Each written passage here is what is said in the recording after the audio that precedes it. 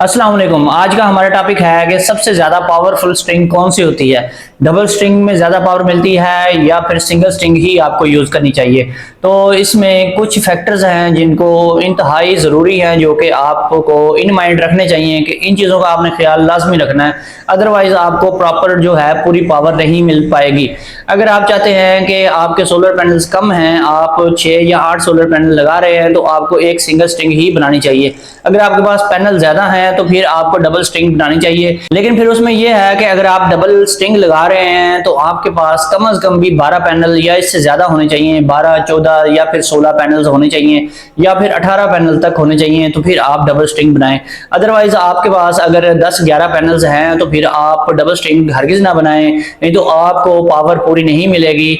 और अगर आप उसको डबल स्ट्रिंग बनाएंगे तो 5 पैनल लगाएंगे तो फिर पावर पूरी हरगिज नहीं मिलेगी। अगर सिंगल स्ट्रिंग बनाएंगे तो आपका इन्वर्टर जल सकता है।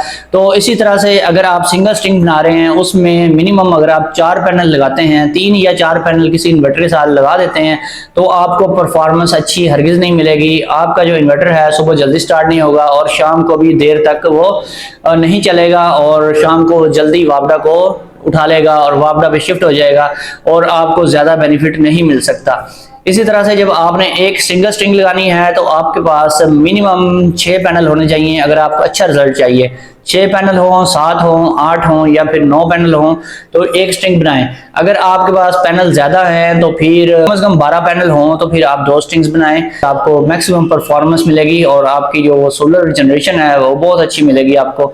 और अगर आप डबल स्ट्रिंग यूज कर रहे हैं, अगेन ये है कि आपने उसमें अपनी वायर जो है वो भी डबल साइज की यूज करनी है, उसको आपने थोड़ी मोटी गेज की लगानी है। अगर आप सिंगल स्ट्रिंग है और 10 से 15 फुट का डिस्टेंस है तो फिर आपने 6 mm केबल यूज करनी है। इसी तरह से अगर आप डबल स्ट्रिंग लगा रहे हैं तो फिर आपने 8 mm या फिर 10 mm की केबल या फिर 12 mm की यूज करनी है। अगर आपकी लेंथ ज्यादा हो जाती है 10-15 फुट से, तो फिर आपने 8 mm की नहीं लगानी डबल स्ट्रिंग के लिए, तो फिर आपने 10 mm या फिर बहुत ज्यादा डिस्टेंस होता है तो फिर आपने 12 mm गेज यूज करनी है। इसी तरह से अगर 10 से 12 फुट का डिस्टेंस है, सिंगल स्ट्रिंग है, तो 6 mm लगा सकते हैं। अदरवाइज आपने 8 mm ही लगानी है सिंगल स्ट्रिंग के लिए।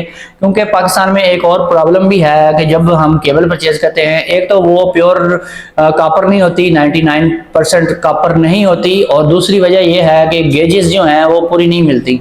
सबसे बड़ा मसला यही है कि गेज पूरी कहीं पे भी नहीं मिलती और बड़ी मुश्किल से आपको पूरी गेज की केबल मिलेगी, जिसकी वजह से कोशिश किया करेंगे थोड़ा सा नंबर उसका ज्यादा रखें। और कुछ बड़े साइज केबल लगा भी लेंगे तो कोई आपके बजट के ऊपर इतनी ज्यादा वो कॉस्टली नहीं पड़ेगी और आपको अच्छा रिजल्ट मिलता रहेगा। कई जगहों में मैंने देखा है कि लोगों ने 8 या 10 पैनल लगाए होते हैं, 2-2 स्ट्रिंग्स करके लगाते हैं।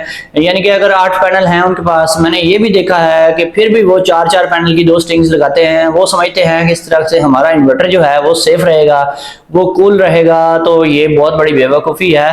तो वो जो ऐसा करते हैं, 4-4 पैनल की स्ट्रिंग्स लगाते हैं, उनको अच्छा रिजल्ट नहीं मिल पाता। उनकी जो एफिशिएंसी है वो सोलर की वो ज़्यादा नहीं होती, प्रोडक्शन कम हो जाती है। सुबह जल्दी इन्वर्टर स्टार्ट नहीं होता सोलर के ऊपर और शाम को भी जल्दी जो है वो आपदा को उठा लेता है। सबसे बड़े मसले जो हैं वो यही देखने को मिलते हैं।